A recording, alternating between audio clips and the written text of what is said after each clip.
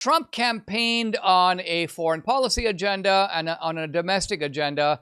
Let's talk about the foreign policy part of it first, just because we're dealing with bombing nuclear facilities, ceasefires, real or broken, and talk a little bit about your take on Trump's leadership in this area and how it is or is not being well received by the American people. Yeah, so I think back in the fall, everybody said, wow, great, Donald Trump got elected, and now what? And I don't think anybody was prepared for the amount of just competing forces that are driving what's happening on a daily basis. I mean, we saw him come out of inauguration with all of this Doge stuff, and the judges undermining him at every step of the way, then the whole debt crisis battle, then Liberation Day. Then you had all of these riots in LA and the Democrats imploding on a national stage. And then you have Israel bringing up the situation with Iran and forcing it to front and center. Now, I can tell you that people support Donald Trump still. His numbers are doing great. But he won because of his domestic policy agenda, not because of his foreign policy agenda. And so I don't think that what's happening right now is a political loser for him, but I don't think he's necessarily going to win people over that much either.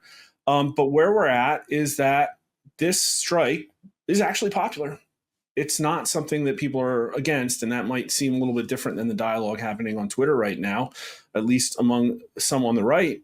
But 84% agreed that Iran cannot have a nuclear weapon. 57% supported a strike by the U.S., not Israel, and then Israel did the strike. Then we went ahead and did the strike too, and that has a majority support as well.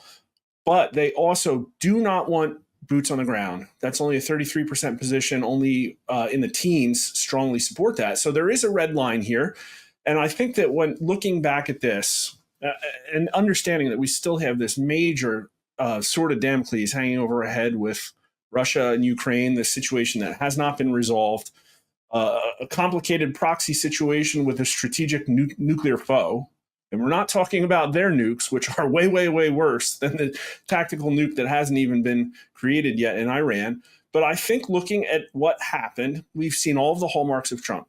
We've seen trial balloons get put out. We've seen him make intuitive leadership decisions based on limited information. And we've seen him come out and very firmly state what his opinion is. And right now, that is, we did the strike. There's no more nuclear capability.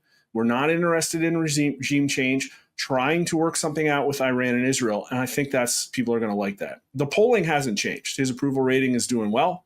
And right direction is still incredibly elevated, considering all the time that it was in the high 20s and low 30s under Biden. So things are going in the right direction, but he needs to get back to his domestic policy agenda. Yeah, I certainly agree with that. Let's stay on foreign policy for just a minute, though, because I think what you're saying is that because the American people are not focused on that, their priorities are different, they're on the domestic side, it actually gives Trump some room to maneuver, right? Because the American people don't have clear-eyed sense of what Trump should be doing precisely. Obviously, they have general views like we support Israel. We don't want Iran to get a nuclear weapon. We certainly don't want to be committed to fighting some big protracted war. We don't want to be organizing tribal meetings in Iran to figure out the future of Iran.